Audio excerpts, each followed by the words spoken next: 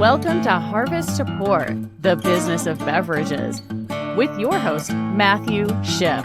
This is the podcast for all of those who are involved in the agriculture all the way to the distribution of beverages.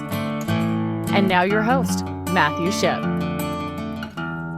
Hello and welcome to Harvest to Pour. I'm your host, Matthew Shipp, and today I am here with Amelia Lattieri, the founder of Ranch2O Spirits. Ranch2O exists to provide a real cocktail experience in a convenient package without any question marks. And we'll get into more what that means here in a minute. But first, Amelia, welcome to the show. Thanks so much for having me. I'm excited to be here.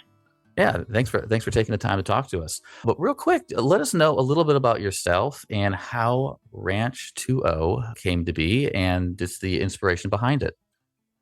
Okay, so I always, like to poke fun of myself. I'm a finance nerd at heart.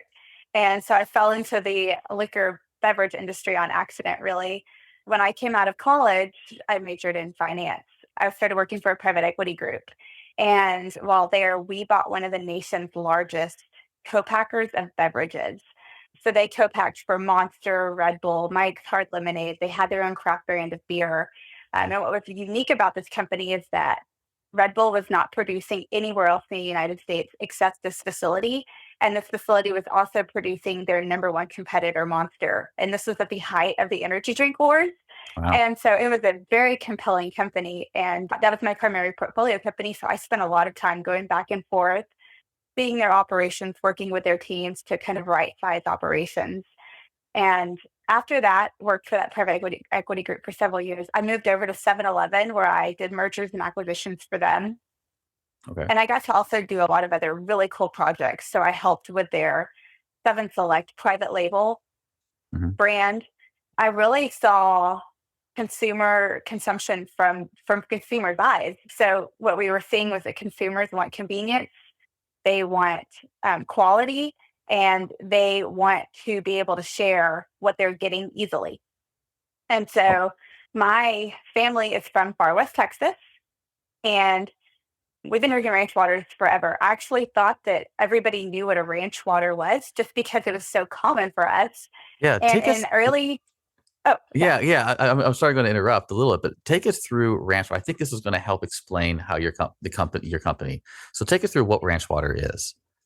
Okay, so yeah, I forget that back in 2018, 2019, most people did not know what ranch water was. And for Texans, particularly Texans who have a basis out in far west Texas, it's a very common thing. So the legend behind the ranch water is these ranchers out in far west Texas, the Big Bend area. You used to only be able to get Topo Chico along the border of Texas and Mexico because it's a Mexican-made product. So these ranchers, after a long, hard day, would grab a Topo Chico, they, pop off the top, take a big swig, and then put tequila in it with a little lime and drink it. And that's a ranch water. Okay. And now, obviously, Coca-Cola bought Topo Chico. So it's so much more widely distributed.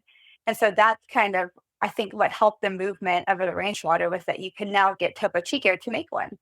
Oh, okay. All right. So then I'll take us back into the inspiration between Ranch2O and what you're doing. Yeah. So in 2019, I had a neighbor who texted me one day and said, "Hey, do you have any limes? I want to make this drink called a ranch water." And I, texted back, "Gosh, no, but I love ranch water. I never have limes and I never have Topo Chico."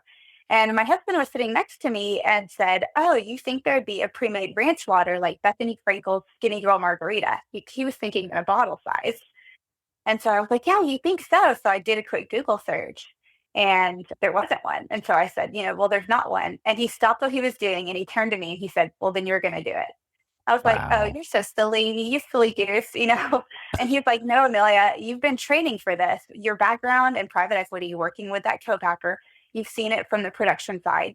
Your experience with 7-Eleven from the consumer-facing side, you've seen it that way too. And so you've been training to do something like this." And we used to always joke, my husband and I, we would say, what's a simple solution to a common problem? And if we can find the solution to a common problem, we're going to do it. Make life simpler. And so this really, he was like, "We never have limes. We never have Topo Chico. Like, wouldn't it be nice if you could just go to your fridge and open a ranch water And so the next day we went to the bank, opened up a bank account, and because of my background in beverages, I knew a little bit to be dangerous. Mm-hmm. And so I contacted a beverage formulator, and I knew how I wanted to produce the beverage and take out a lot of the complexity of it. And Mm-hmm. so we started working to formulate based on how I wanted to be able to produce it going forward. Interesting. So just getting started, like you had some background, like you mentioned, you got some experience working with different beverage companies and, you kind of get your hands dirty with them. What were some of the challenges and even unexpected challenges you ran into while building this, thinking, okay, I got this. I've got some background. This is, let's just go to the bank and go. What were some of your unexpected challenges you ran into? Oh, Some of the challenges, or a lot of challenges. go for it. Um, Gosh, I laugh because as an entrepreneur, you just see a problem and you want to solve it. And Hmm. so it may be in an industry you know nothing about. And so you kind of go in blind, but you Hmm. think, I've got such an impactful idea that I'm going to make it work.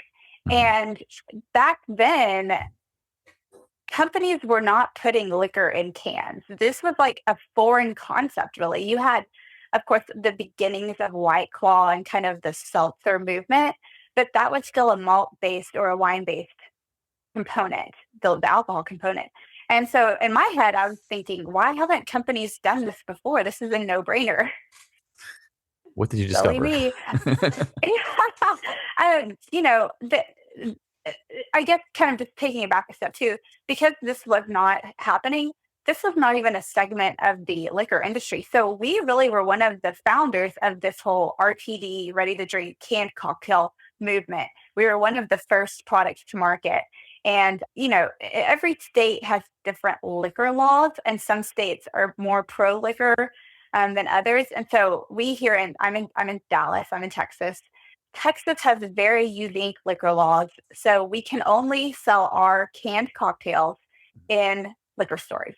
Even though our ABV, our alcohol by volume, is only 7%, um, we just, because it's a liquor, it can't be in grocery stores. And so that's something that I did not realize.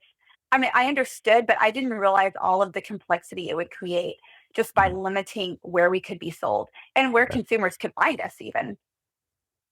Oh, wow. Um, So, yeah. okay. And that's how has that led to how'd you approach that challenge and what have you had to adjust to make Ranch H2O work? Okay. Unfortunately, we're not legislatures. And so, really, we have to play by the rules we're given. And as Mhm. an entrepreneur, you have to just adjust your mindset Mhm. and figure out how can you be creative with your marketing, with your approach to the business so that you can get exposure for your brand. And for us, we've had to be very creative about that. And Texas even is more complex because we can't we sell to a distributor. Our Mhm. distributors sell to the retailers. And in Texas, we have what's called the fourth tier. Then the retailers sell to the on premise venues. So hotels, any place you can drink liquor on premise, they have to buy it through a retailer.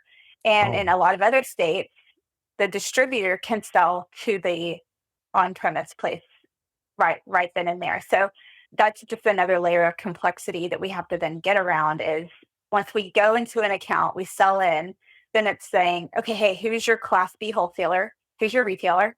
And okay, mm, here's the item number. Here's what you need to tell them to get our product. And then it's us going back and saying, hey, did they deliver it? Oh, are they out of stock to you? Okay, let's try again. And so that also just creates complexities that we then have to try to work around. And I say we have to work 100 times harder than a beer or wine company just because of these hurdles. interesting. So this is really plays into your processes, your logistics, and your systems, and developing those around that. So how does that affect you? Does it discourage you from creating a brick and mortar, and it just encourage you to be just a producer? I can see a scenario where a brick and mortar would be great. Hmm. And I think that in Texas, you can, as a distiller, have a brick and mortar. Because I had a co-packing background, have chosen Hmm. the route to have a co-packer produce my beverages for me. So I own all of my formulas, all of my flavors. I get my product to the co-packer, they fill it for me. I'm I I have not gone down the route of wanting a brick and mortar yet, just because we just really don't have the capacity to staff that right now or to Yeah. handle it. And also Mhm. the funding piece of it, also a hurdle, funding, making sure you have enough cash to fund all of these projects. It's Mhm. something that we have to be very mindful of in the liquor space too. Okay. So before we get into the next phase, I like to talk about the harvest support journey. But we you touched on as an entrepreneur.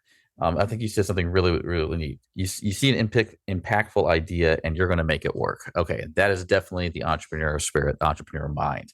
So, however, when you have got you've created a solution to this problem and now it becomes your business, how does that how does that mindset have to shift? That's a challenge, I would say, for most entrepreneurs because Mhm. for myself, I am always thinking of ways to improve a process. How do I create something that'll make it better? And then, in a perfect world, I could hand it off to somebody and say, okay, now you go do it. Mhm. But when you're starting a business, then all of your investors expect you to then run the business. And so you have to shift your mindset from stopping and looking at trying to fix all the other problems and focus on the one thing that you have started. And interesting story kind of to that is going down this journey and creating Ranch2O, a lot of people like a ranch water that's brimmed with tahini or salt. Mhm. And in a can, it's a little bit more complicated to do that. So my husband was like, wait, I have an idea. He created a patent for a piece of plastic really to sit on top of the can that would dispense tahini or salt from the can Mhm. into the can as you drink it. And I'm like, oh, that's a great idea. Let's start working on that. And I had to remember, no, I need to focus on getting Ranch2O on store shelves right now. So I think as an entrepreneur, you're always, you just because you're thinking so much, you're coming up with new ways to Mhm. solve problems, and you have to be very disciplined about focusing on the first project first. Oh yeah, definitely. Yeah, creating that focus point, what's going to get you down the road 12, 18, 24 months Yeah. and playing to that is exceptionally important. And now a word from our sponsors. Are you ready to try something refreshingly different? Bluebird Hard Water is not your typical beverage. It's a clean, non-carbonated alcoholic water crafted with simple, pure ingredients, no preservatives, no added fluff, just quality you can taste without the fog, the bloat, or the regret. Whether at the beach, on the golf course, or just relaxing at home, Bluebird Hard Water is a perfect companion for your active lifestyle. Check out Bluebird Hard Water today at bluebirdhardwater.com to find out more about their story and where you can grab a can. The link is in the show notes, so don't miss it. Bluebird Hard Water, keeping it simple, clean, and refreshing every time. Small business owners, which path are you on? Path one, the bridge is out. That's where 50% of businesses fail, taking savings and credit with them. Or is it path two, the road to nowhere, the long hours, low pay, no exit? Essentially, you make yourself another job. Or path three, the success path, where your business grows, generates recurring revenue, and becomes a valuable asset. At Anchor My Business, we help you build a credit using your company's EIN, kind of like your company's social security number. This separates your personal and business finances by obtaining financing or credit that is not backed by collateral, such as your home, car, or other personal assets. And then you become truly bankable, so your business stands strong, independent of personal guarantees. Take our free pre-qualification assessment today and see where your business stands. Are you ready to anchor your business for success? Visit the link in the show notes and start your journey on the success path. Don't let the storm blow you off course. Anchor your business and secure your future. Hey, are you spinning your wheels trying to figure out what will really boost your business's bottom line? At Emberry Solutions, our Profit Priority Workshop is here to cut through the noise. We help you zero in on what truly matters, aligning your team, optimizing your processes, and magnifying your profits.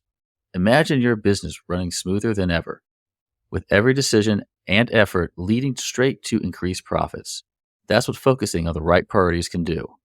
Ready to boost your efficiency and profits? Visit Emberry Solutions and let's start making your business work smarter. At Emberry Solutions, we take your business from bottlenecks to breakthroughs. What about learning to handle those day-to-day operations? And you said you have these entrepreneurs in your company that really want to try different things. How is the play back and forth with that? Like you want to help chase the new idea too, but you also don't want to abandon the idea. How does that change as a business owner? That's a good question. I think that it's really just about discipline. And, I've always said I know a lot about a lot of things, but I also don't know a lot about a lot Mhm. of things. And so for me, it's important to go get expert advice and expert opinions Mhm. and have a little bit of a covering over me of a team of people to keep me in line. And so if there's, I can kind of see in our business, here's all of the areas that need to be covered. Here's what I am not an expert at that somebody else can do better than me. How do I find a consultant or employee that I can bring in and hand that off to them? Kind of be a delegator, Mhm. because when I try to do it all myself, it's like a sinking ship. I'm just not going to do it well. And Mhm. there's a lot of other people that can do it better. And so there's a lot about finding people who are the right team to support you in your business, and being willing to delegate and hand off those tasks to them. Yeah, that's a great example on how you're balancing innovative ideas with your operational necessities. So definitely a key point. And like I say, this is a B2B podcast, and I always love, hopefully somebody will come along and pick something up like that from your experience. So I want to get back into our harvest to pour journey. We're going to step back into Ranch2O. So I do pause and slow down when I say Ranch2O because I want to say Ranch H2O so bad. Kind of going back to my lab days. So I will, just in case I do, for the audience, say Ranch H2O, I mean Ranch2O. All right. So I got that out of the way. Let me go back to the harvest to pour journey. So tell us about the harvest to pour journey. I'm curious about like how you're sourcing your ingredients and why you're sourcing what you're sourcing, how you're creating your product and you make it uniquely yours. Like you said, you were some of the first on the market there, but there's been a lot of other canned light alcoholic beverages coming on. How do you differentiate yourself? And the pour is simply kind of going through the marketing. How do you make yourself aware to your customer, your client base?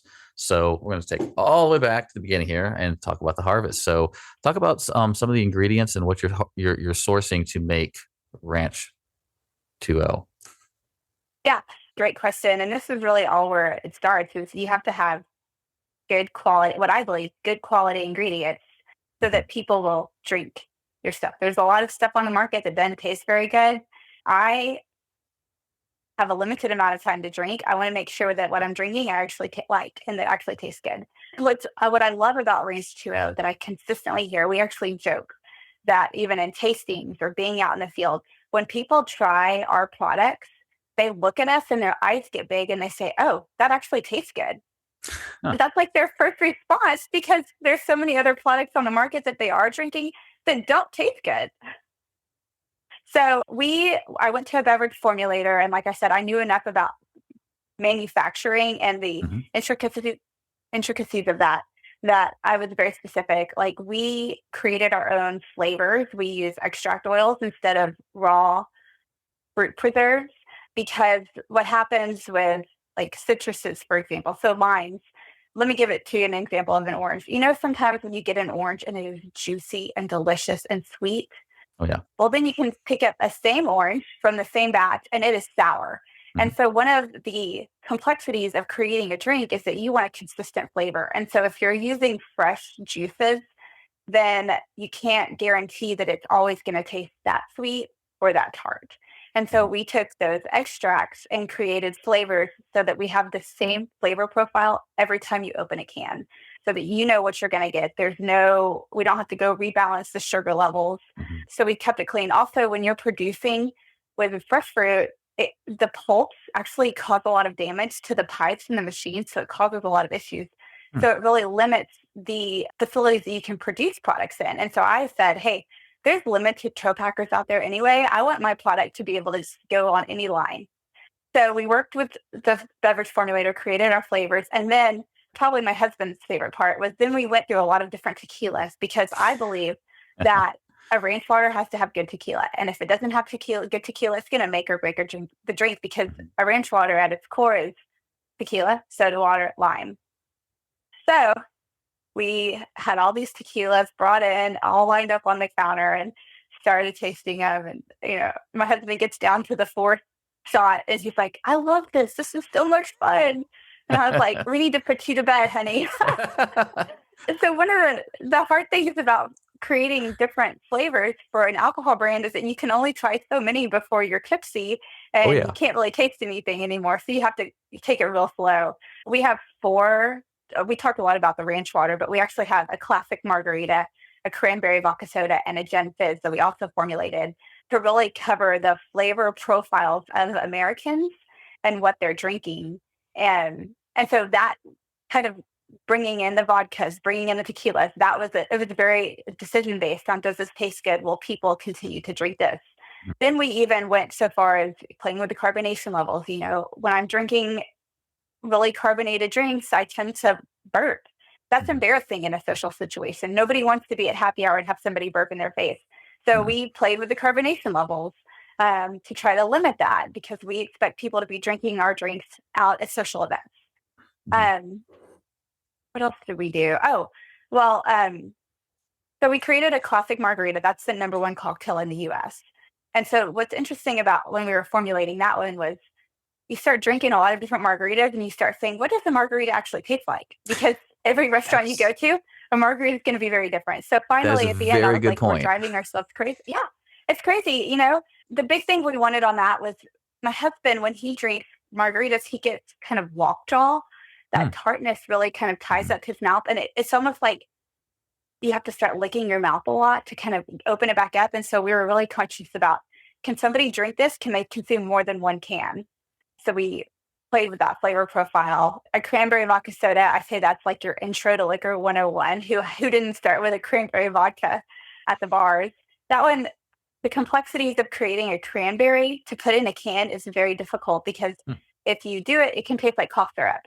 And so we spent a lot of time working on balancing that. And so we're really one of the only companies still that has a cranberry vodka soda, because it's so hard to do. A lot of competitors I see have kind of a black cherry flavor. It's a lot easier to make that. They don't have to think very hard to do that. So we did that. And then we did a gin fizz, because I kept hearing gin's going to make a comeback. People love gin. And I said, me too, but I hate the juniper berry Christmas tree explosion in your mouth. Again, we want people to drink these drinks, drink several of them, have a good time. And so I formulated the gin myself, actually. We dialed back the juniper berry and we added a little ginger. And so what we ended up with was what kind of people call it's an adult Sprite, but it's not syrupy or sugary. It just tastes like this nice citrus soda that's lovely. And what's interesting is that when people try all of our flavors together, they actually say the gin fizz is my favorite. Interesting. Okay. And most people don't think they like gin. So. Yeah, that is true. A lot of people don't like gin.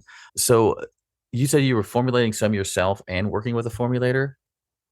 Yeah, so I would tell them what I wanted, and I sent them my recipes from my kitchen. Like, one day we were juicing limes, juicing all the things, and my kids were even in there like, oh, this is so fun. And so we sent that to them and said, here's how we make it. And so then a formulator has to make it where it's shelf stable. Okay. And so there's a little bit more that goes into putting it in a can. And so they would send us versions. We would try them, give feedback. They would then take that feedback, implement it, send us new samples. And so that really took us about 10 months to formulate these 4 beverages. Because also, while you're drinking it too, what I noticed about other canned drinks is that it can create this weird aftertaste where it kind of lingers and you're like, oh, that's gross. What is great about ours that I worked very hard to clean up is when you drink it and swallow it, it dissipates. So you're like, oh, what was that? Let me try that again. And then you drink the whole can because it just tastes so good. You want to keep getting that flavor back into your mouth.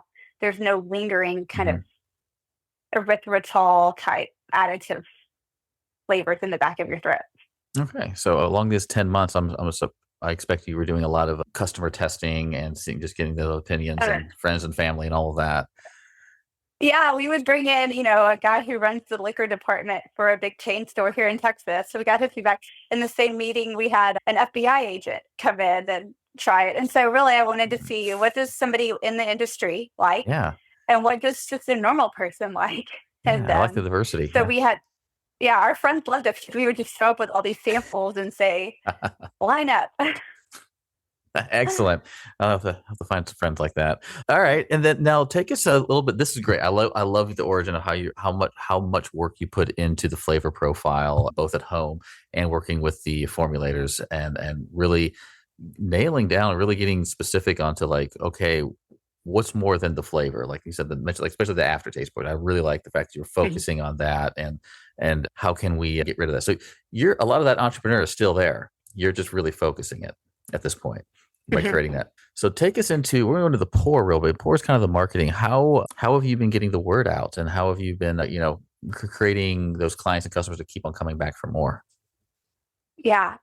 This piece, man, if I had a solid game plan answer for you, every company would be using it, because I think that we're all out there just throwing spaghetti at the wall, trying to see what sticks. And for us, it's been a journey. We are a very small company. I mean, right now I compete with Anheuser-Busch, and High Noon, and their marketing budgets are light years bigger than ours. And so really we have to look at how do we get creative about our marketing. And I love to say we need cans in hands.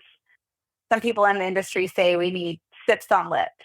Okay. There's all these different terms, but mine is really, how do we get cans in hands? Because when a consumer tries our drink, they instantly love it. And we know that they will continue to drink our stuff. I mean, we have people converting from other cans every day that come in and say, wow, this actually tastes good. This is actually like a cocktail I could get at a bar. So it's just about getting exposure, and you have to be very creative about finding those opportunities, especially as a young brand. We probably did it wrong a lot. We've been in business for 5 years. So I think coming to market, I didn't have a marketing background. Looking back, should I have brought in somebody strong right away? Probably, to help market. This is back during COVID too. And so something interesting is that we had to do things a lot differently in COVID. And then competitors came on, and then it was just like, okay, now we have to pivot and change how we're doing it. And so one of the complexities I talked about with you earlier was we're so limited in where we can sell our product. And because we're canned cocktails, it's hard to get into a lot of bars or on-premise places that have full bars, because those venues say, well, we can just pour our own cocktail. We don't need a can. And so it's kind of about, well, you can sell 4 times as many of these in that same hour as if you were hand pouring it. So it's all about, speed of service. And so we really then start to look at what are venues that need speed of service. And we look at that. Then also there's this great place in Texas called the Fort Worth Stockyards. And the people in the Stockyards have been our good friends since we launched the brand. They have been supporters of our brand. They've been champions. They just really couldn't be more nicer and encouraging and supportive of us. And so last year we went to them and said, hey, you've got this great, big, beautiful lawn, and people are walking across this lawn all day long. It's just so busy. It's so central to the Stockyards. Could we put a Ranch2O cocktail bar on your lawn? So that people, as they're watching, at the Stockyards, they do these cattle drives twice a day. And so everybody lines up on the side of the road to see the longhorns come down. Or then if there's events, there's just so many people out there walking around. This is really central. And so we said, hey, can we put a Ranch2O cocktail bar up and brand it? You guys staff it. You guys keep all the profits from it. We just want to have a space to say, hey, have you been to the Ranch2O cocktail bar? And the Stockyards said, sure, let's do this. And so last March, we installed the Ranch2O cocktail bar, and that helped us immensely, because what we were doing then was creating a space for ourselves that otherwise wasn't there. And so because we were doing that, then the Frisco Rough Riders out in Frisco, it's a double A team to the Texas Rangers baseball team. They said, hey, we saw your Ranch2O cocktail bar out in the Stockyards. Could you put one out at our facility? And I said, well, can I have it behind home plate on the main concourse? And they said, yeah, sure. I was like, okay. Oh, that's awesome. So really, I mean, that piece of the creativity, I look around and say, there's nobody else, none of our competitors are doing this. This is something that we created uniquely for ourselves. Yeah. So really, it's about being creative enough to carve out a space where nobody else is doing something like that. That's great. I like that. And also you brought up that you ran into these challenges, not knowing marketing and maybe making a stumble here or there. But I think in those stumbles is where you make your biggest kind of level ups with your company, because you have to kind of like, okay, what's really not working and what could be working? Break outside that box and thinking. So I think that's probably some of the most valuable pieces is when companies tell me about, their failures and how they've overcome those. Those are some of those formulas are valuable to many other businesses. So I really appreciate Yeah. that. And I think too, it's having the right people alongside you to help say, hey, what about this? What if we try this? It's not just Absolutely. me at the top pointing my finger. I can't come up with all these ideas myself. So Well, that's a great segue. Then for one of my questions is, what would you say your team right now is best at? championing, what was it? Championing our brand. Okay, championing your Championing our brand. brand. Okay. Yeah, thank you. um, what they're great at is that we have been together now for 5 years. And Mhm. so it's really about, hey, we've been running this race. We've had a lot of fall on our faces, but we can still keep going and look at all these fires we've started. How Mhm. can we then improve on it? So maybe it's they're great about having the belief in the brand still, and it's not just talk, right? Then they're out doing things not on the clock, drinking Ranch2O because they like it. Their spouses are drinking it just because they like it, and so it's really that belief that the team has that it's going to go somewhere better and that we're all learning. And I think being able to work together to pivot is Okay. really, really probably the best place about it. I think a lot of it too is I own my company, but I also want it to be successful. And so with that, you have to be willing to say, you know what, you're the expert in this. Let's go, let's give this a try because I don't know, let's try it. And so it's really Oh, about yeah. encouraging those people who work for you and who work with you, showing them that you believe in what they're saying too. Absolutely. Totally agree with that. And with you and your team, where do you want to take your business next, or where do you see your business going next? Well, I am a private equity girl at heart, and I would love to sell this to a strategic. I Hmm. think that there are limitations to being small, independently owned Hmm. that are very hard to keep hurdling. I mean, just most of our cost in this business is marketing. It's paying for Hmm. sponsorships, um, getting free samples out. You know, it's the marketing expense that is what drives your business. And so Hmm. at a certain level, you need to be able to flip it to a strategic who can then use their expansive network to push it out. Um, so ideally, I was talking to my husband last night. You know, I was like, "Can you believe that we've had Ranch2O for 5 years?" And he said, "Do you remember your investor deck? You were like, I want to have it for 3 to 5 years and then sell it." And I was Wow. like, "Oh, silly me." Oh, how little did I know. You know, we had no idea, but that's always been the goal. It's to this brand is so good and it is so authentic to Texas. It really shows I'm a true Texan at heart. It really shows that. And so I want to be able to hand it over to somebody who can really help drive growth. Okay, that's I love that. That's great. And not only that is just you have that goal, you've set that goal, and you're like, oh, you're how close do you feel you are to attaining? You said that you're 3 to 5 year. Are you about there? I think that I was a little aggressive, a Okay, that's fine. That's great though. little But aggressive in that. do you feel that has pushed you to attain that in a way, or pushed you in ways that maybe you wouldn't have otherwise? I'm not, that's a hard question to answer because I Okay. never had the mindset that we wouldn't sell it. I Okay. never had the mindset that this would just be mine forever. Okay. Okay. Great. All right. So I got a couple more questions. This one's kind of fun, and this one's gonna be kind of challenging for you, maybe. So, in your company, what is your favorite beverage? And when you're out in the town, what is your favorite beverage? Well, that's like choosing my favorite child. Oh man, I would say my ranch water is my go-to drink. That's why we started the company. It's my family recipe, and it is the best ranch water on the market. That sometimes, the kids are out in the front yard. My husband's out there with them, and he says, "Can you make me a ranch water?" And I went in and like hand poured a ranch water with really good tequila, and I came out and gave it to him. He was like, "What is this? This is gross." And he was like, "Where's the Ranch2O?" And I was like, "Oh, Oh, what's that?" You know, and so that really, I reach for that. If I'm okay. going somewhere, even if we're out of venues, I want that. But if I am at the pool on a hot summer day, I want a classic marg so bad, and I want it with margarita salt on it. It's only when I'm at the pool do I want that. But Oh, if it's interesting. hot, Yeah, that's what I want. that's good. That's a great answer. Awesome. All right. So, also, are there any events or promotions coming up? I think we talked. You don't quite have the e-commerce going up, but you're pretty much set local to Texas. But so for anybody listening in Texas near where you're producing, do you have any events, promotions coming up? I would say that this year is our busiest year for events. We are full throttle focused on it. Okay. Here in Texas, we are just focused here in Texas and really digging deep roots within the Texas community. And at the Fort Worth Stockyards, we've got our Ranch2O cocktail bar, and they have great programming all the time.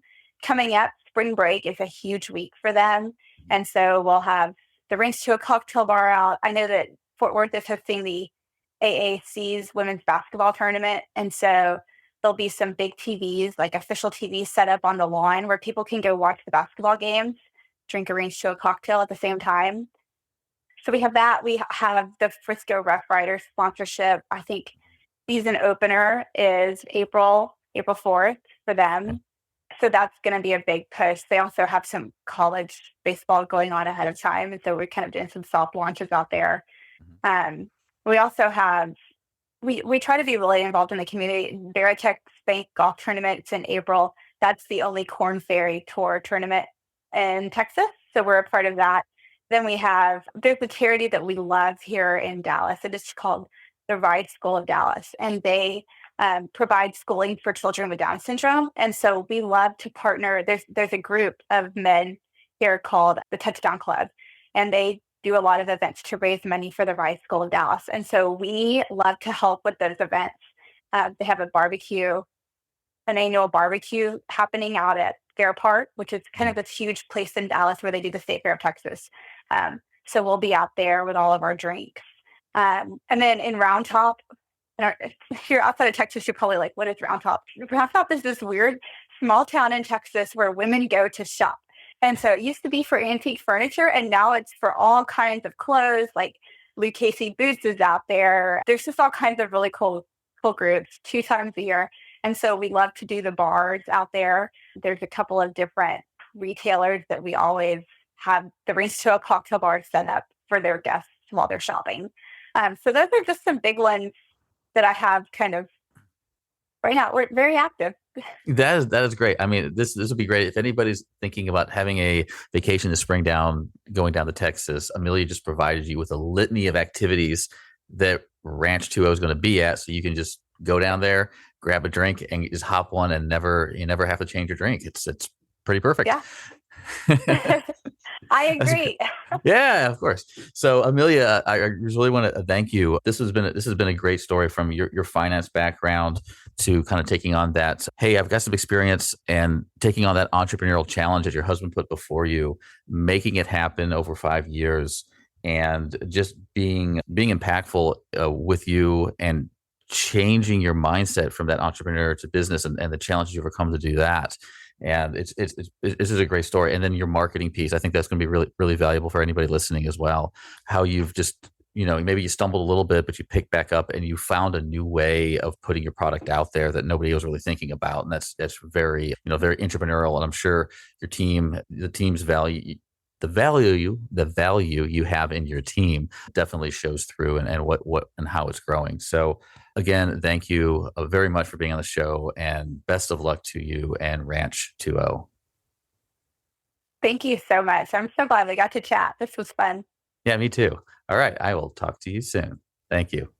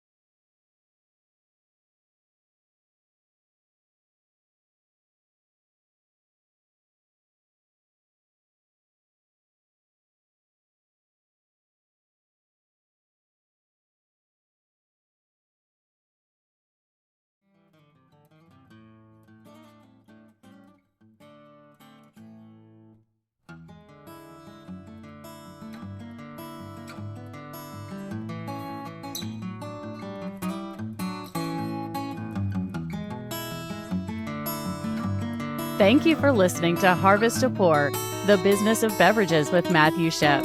Check the show notes for our guest contact information and connect with Matthew Shipp on LinkedIn today.